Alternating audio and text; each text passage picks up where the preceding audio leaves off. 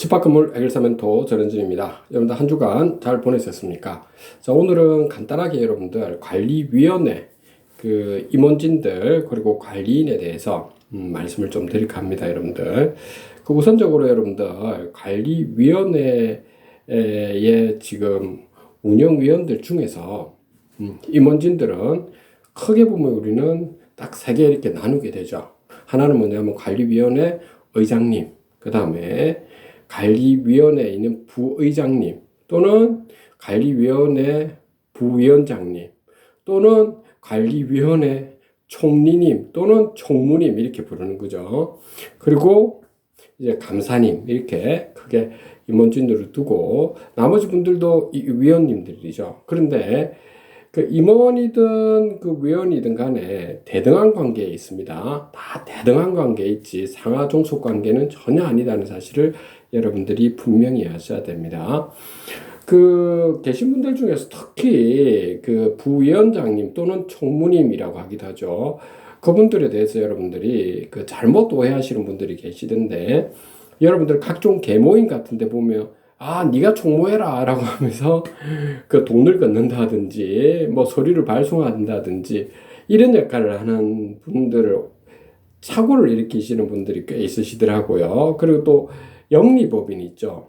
회사 같은 영리법인에 총무하면 각종 잡다한 일을 하시잖아요. 좀 그런 걸로 혼돈하시는데 전혀 아닙니다. 여러분들 비법인 사단에서는 총무 또는 부위원장님께서는 의장님이 갑자기 아프셔서 회의를 주재하지 못했을 때 그때 직무대행자로서 역할을 하시는 분입니다.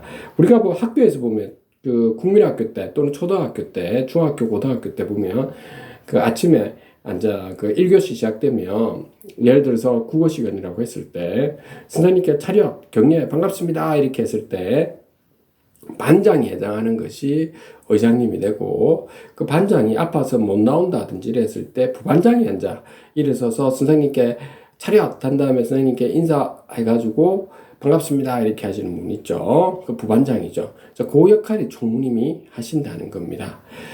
그리고 관리위원회에서는 여러분들이 분명히 아셔야 될 것은 의장님께서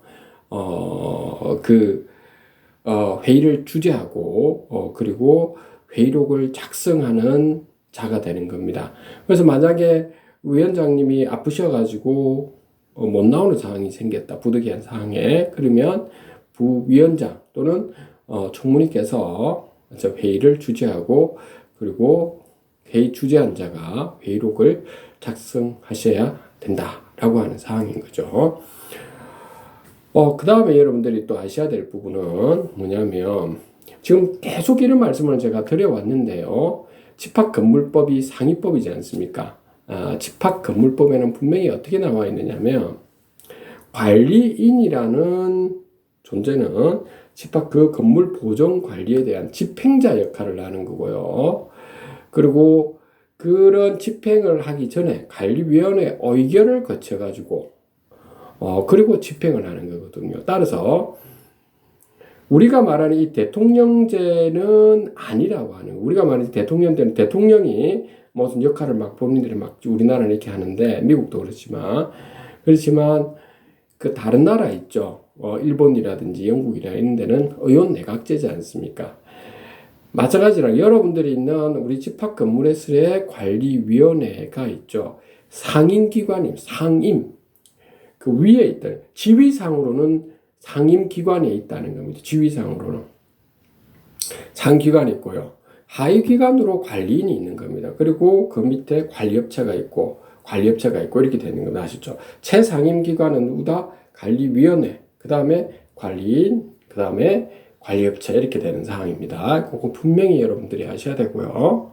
그래서 관리위원회에 계신 분들이 서로 간의 상호 견제와 균형을 유지해야 되고 특히 민주적으로 서로 간에 존중하면서 해나가야 되는 거죠. 항상 민주적으로 해야 됩니다. 그리고 관리위원회와 관리인 간의 지위상 그렇다는 것이 서로 간에 이야기를 나누고 할 때 대등한 관계로 마찬가지죠. 관리인과 관리업체에 있는 관리소장님뿐만 아니고 각종 직원들에 대해서도 지위상 그렇다는 거지. 그 직원들하고는 대등한 관계로 여러분들이 상호 협조하면서 가져가야 되는 이런 관계가 되겠습니다. 이거 정말 놓쳐서는 안 되는 상황인데, 우리나라에는 어떻게 잘못돼 가지고 관리인이 관리단 회장, 관리단장이라는 이분들이 있죠.